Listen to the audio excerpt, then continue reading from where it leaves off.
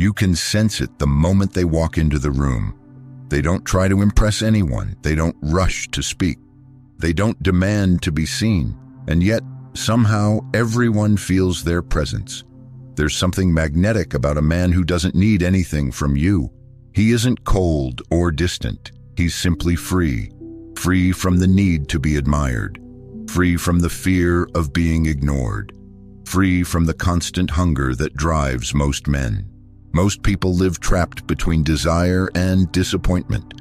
They expect recognition, loyalty, fairness, love, as if the world owed them something. And when it doesn't deliver, they collapse. Their peace vanishes, their confidence fades, and their anger takes over. But there exists another kind of man, a man who expects nothing and in that becomes untouchable. He can lose and remain calm. He can be insulted and not feel smaller. He can walk away and still feel whole. You can't disappoint a man who expects nothing, and that is his unseen power. Today, we'll explore what the Stoic philosopher Epictetus revealed about this quiet strength. Why men who expect nothing are not weak, but the freest kind of men alive. And how you too can begin to walk this same path. Epictetus was born a slave. He owned nothing. Not his time, not his body, not even his name. And yet, he taught the world what it means to be truly free. He said that life can be divided into two kinds of things. Those that are within our control, our thoughts, our choices, our character, and those that are not, our reputation, our fortune, our relationships, even our health. Every time we expect the world to give us something from the second category, we suffer. Every time we confuse what belongs to us with what doesn't, we hand away our peace. Freedom, he said, begins the moment you draw that line. This philosophy isn't about apathy or detachment. It's about precision, knowing where your power begins and where it ends. It's about directing your energy toward what you can control and releasing everything else. In the next few minutes, we'll explore 5 hidden forms of power that emerge when a man stops expecting: the power to rule himself, the power to resist manipulation, the power to find inner freedom, the power to make others feel safe, and the power to act with pure intent, free from fear or reward. Because when a man no longer needs anything from the world loses its power over him. Epictetus began every lesson with a simple truth. Some things are up to us, some things are not. Everything we experience, from anger and fear to peace and strength, begins with how clearly we see this line. Most people never do. They spend their lives trying to control what lies outside of them. Other people, outcomes, opinions, time. And when those things resist, as they always do, they crumble. Expectation is the confusion of this line. It is the quiet belief that the world should move according to your plan, that people should behave as you prefer. That effort should always lead to reward. But the moment you expect the world to bend to you, you've already surrendered your power. Epictetus called the part of us that remains free prohairesis, our faculty of choice. You can't control what someone says to you, but you can control whether you take offense. You can't control the weather, but you can decide how to respond to it. You can't control the past, but you can choose what it means to you. When a man stops expecting, he returns to this inner domain. His peace no longer depends on the temperature of the world. He acts, speaks, and reacts from a place that belongs entirely to him. Modern psychology has rediscovered what Epictetus knew 2,000 years ago. We are disturbed not by events, but by the judgments we attach to them. Change your judgments, and the world itself begins to change. Imagine 2 men facing rejection. One sees it as proof that he's not enough. The other sees it as a simple event, outside his control, not a reflection of his worth. The first man spirals into frustration. The second remains steady, learning, moving forward. Same event, different control. Epictetus often compared life to a play. You don't choose the script, the stage, or the role. You only choose how well you. Some are given the role of kings, some of beggars, some of men who lose everything. What matters is not the part, but the spirit you bring. When you stop expecting the play to change for you, you start acting your role with mastery. You stop fighting the script. You start embodying strength, patience, and grace inside whatever happens. That's why people who live this way feel unshakable. They don't waste energy wishing for the scene to be easier. They focus on their lines, their choices, their character. The world becomes the. Epictetus would tell his students, "No man is free who is not master of himself." And it is this mastery, this quiet dominion over the self, that forms the When a man expects nothing, he becomes difficult to control. You can't tempt him with promises, and you can't frighten him with loss. He moves through life with a kind of quiet immunity, untouched by the levers that rule most men. Epictetus saw this clearly. He said that the greatest chains are not made of iron, but of desire. The moment you want something that depends on others, you've handed them the power to make or break you. You have become their slave. Willingly. Look around you. Every system of control, from advertising to politics, runs on the same principle. Create an expectation, then reward or punish it. Make you want approval, make you fear rejection, promise you comfort if you obey, threaten you with failure if you don't. It works because people are desperate for validation, desperate to feel seen. But the man who expects nothing doesn't play that game. He cannot be bribed with praise or threatened with silence. He does what's right because it's right, not because someone's watching. He acts according to values, not applause. He becomes, as Epictetus called it, autonomous, ruled only by his own reason. Such men are rare, and they make the world uneasy. You can't manipulate someone who doesn't need your reward. You can't shame someone who doesn't crave your approval. He lives on principles, not permission. And because of that, others sense something they can't quite name, a calm, unshakable dignity. In an office, he's the one who won't compromise integrity for promotion. In a crowd, he's the one who doesn't flinch when mocked. In a relationship, he's the one who loves without trying to possess. He has detached his sense of worth from external supply lines.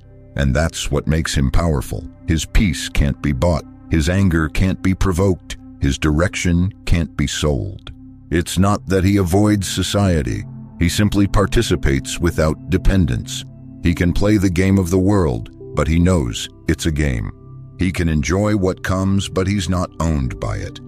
People sense this independence even if they can't explain it. It's why some admire him and others resent him. He exposes, just by existing, how easily most of us are ruled, not by tyrants, but by our own unexamined desires. Epictetus warned, he is a slave who wants anything that depends on others. The man who expects nothing cuts those strings. He may have less in the eyes of the world, but he owns himself completely. And in a time when everyone is performing for approval, the one who doesn't need it becomes the most dangerous kind of freedom. It's a word every man uses, but few truly understand. Most think freedom means getting whatever they want: more money, more time, more control. But Epictetus taught something very different. Freedom, he said, is not achieved by gaining more, but by needing less. When you stop expecting, you stop living as a prisoner of desire. You no longer wake up each day waiting for the world to deliver your peace. You create it yourself. This is not detachment in the cold sense. It's liberation in the living sense. You are no longer dragged around by what you crave or fear. Epictetus called this state apatheia, not the absence of emotion, but the mastery of it. The man who reaches it still feels love, loss, joy, and grief. But he no longer becomes those feelings. He observes them, lets them rise, and lets them pass, like waves moving across the surface of an unshaken sea.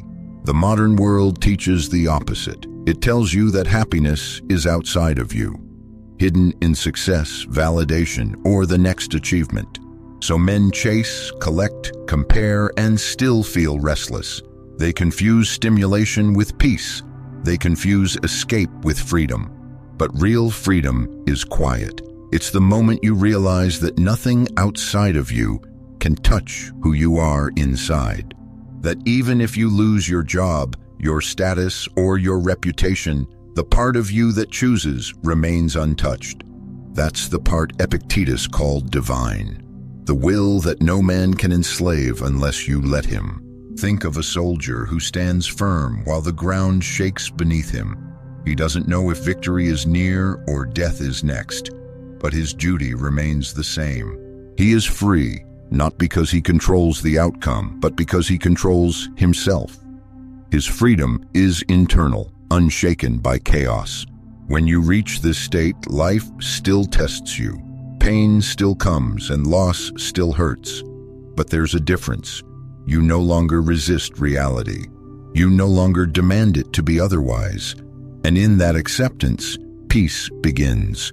Freedom is not an escape from responsibility. It's the fullest form of it. You take ownership of your reactions, your choices, your voice. You stop blaming luck, people, or fate. You understand that what happens to you is less important than what you do with it. Epictetus said, "No man is free who is not master of himself." That mastery doesn't make you indifferent. It makes you fearless. You stop needing the world to behave because you have already disciplined your mind. And that is the paradox of freedom. The man who stops chasing it is the one who finally finds it. There is something disarming about a man who expects nothing from you. He doesn't judge, doesn't pressure, doesn't try to mold you into what he wants. His presence feels light, like a space where you can finally breathe. And that too is part of his unseen power. Epictetus taught that the only person you can truly govern is yourself. Trying to control others, their opinions, their choices, their feelings, is not only useless, it's a form of arrogance. It assumes you know what's best for them. The wise man drops that illusion. He focuses on mastering his own will, and in doing so, becomes someone others naturally trust. When you stop expecting people to fit your idea of who they should be, you make room for who they really are. You stop treating them like characters in your story and start seeing them as souls on their own path. And paradoxically, this non-demanding stance has the greatest influence of all. Because people change most easily in the presence of acceptance, not control. You've felt this before. The calm friend who listens without interrupting. The mentor who offers advice only when asked. The father who teaches by example instead of lectures. Their steadiness creates safety, the kind that invites honesty. When a man no longer projects his own needs onto others, he becomes an anchor in the storm. People come to him not because he solves their problems, but because they feel unjudged in his company. He carries no agenda, and that absence of pressure is what gives his presence weight. Epictetus once said, "Don't try to make events happen as you wish. Wish them to happen as they do." The same is true for people. Don't force them to be as you want. Let them reveal themselves and respond with integrity. That's how genuine connection is built, not through control, but through respect. This doesn't mean weakness or passivity. It means discipline, the strength to hold back your impulse to correct or demand. It's easier to dominate than to understand. It takes more courage to stay patient, to watch, to listen. The man who can do that holds a kind of power that cannot be faked. And because he's grounded, others feel grounded around him. Because he's calm, others find their calm in his silence. Because he doesn't need anything from them, they finally feel free to be themselves. This is why people gravitate toward men who expect nothing. They are not loud, not charismatic, not trying to impress. But when they walk into a room, the noise in others begins to quiet.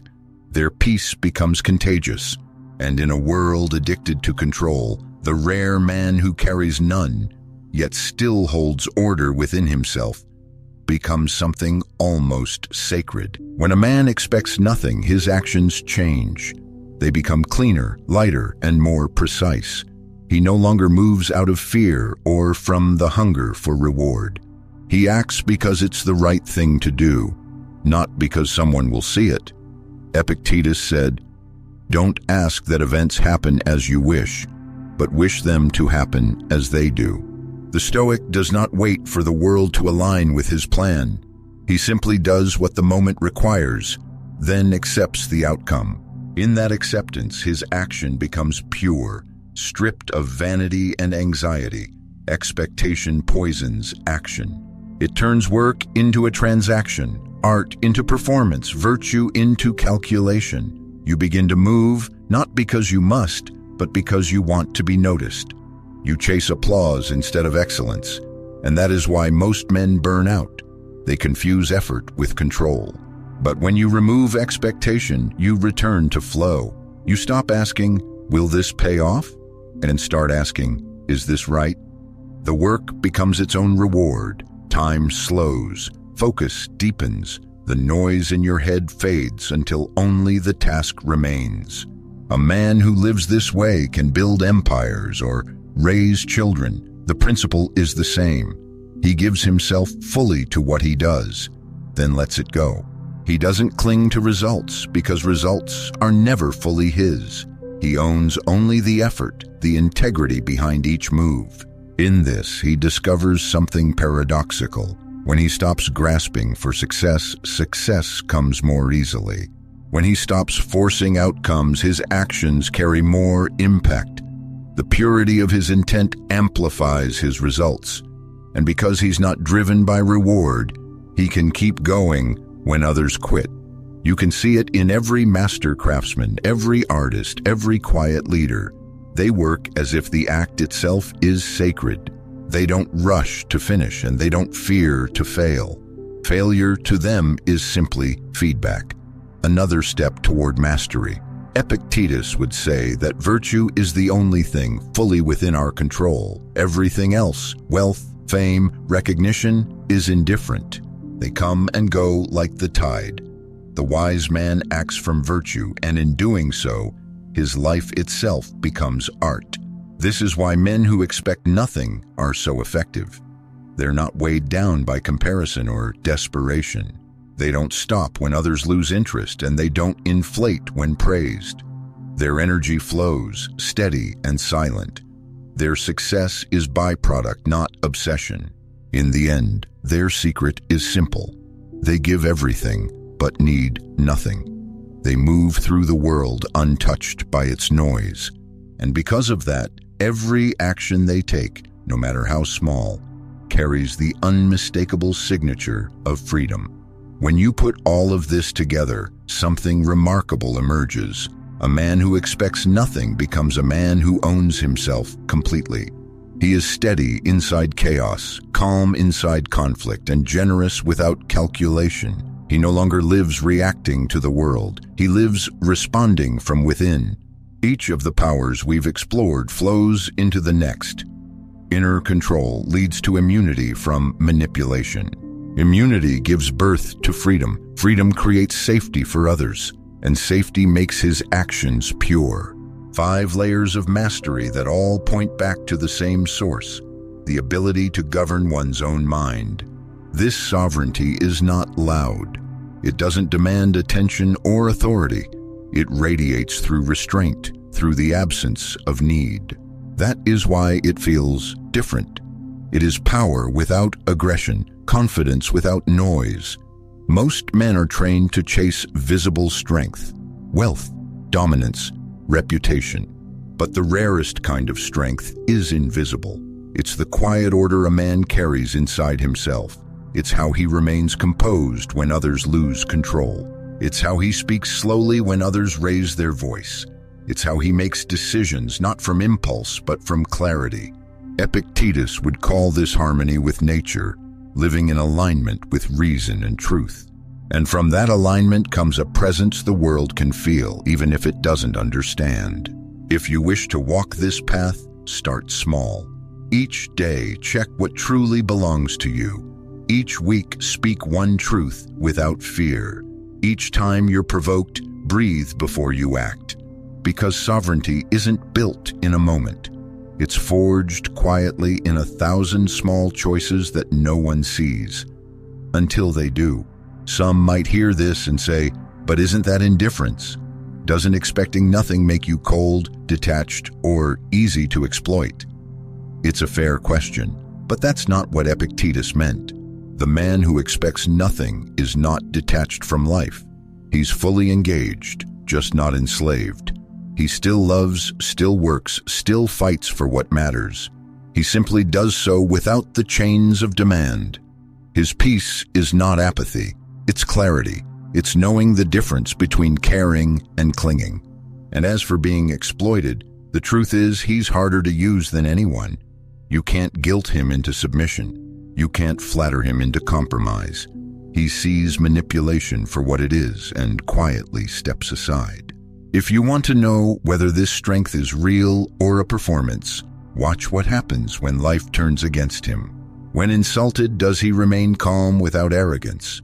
When wronged, does he act with justice, not vengeance? When no one is watching, does he still do what's right? Those are the tests. And in that storm, the mask always falls. The real man, the one who expects nothing, is the one who stands.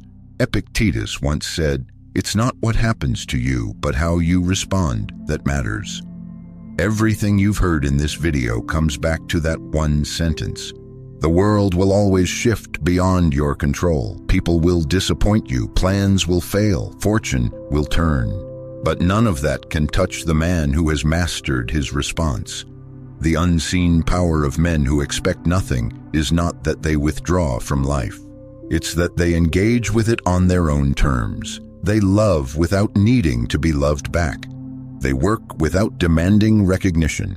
They serve without seeking reward. And in doing so, they become free, not from the world, but within it. If you want to walk this path, start today. Expect less. Focus on what's within your reach. Guard your peace like it's sacred, because it is. Try it for 30 days. See how much lighter life feels when you stop demanding it to bend to you. Freedom isn't something you wait for, it's something you practice. And when you finally expect nothing, you'll discover what Epictetus knew all along, that a man who needs nothing has already found everything.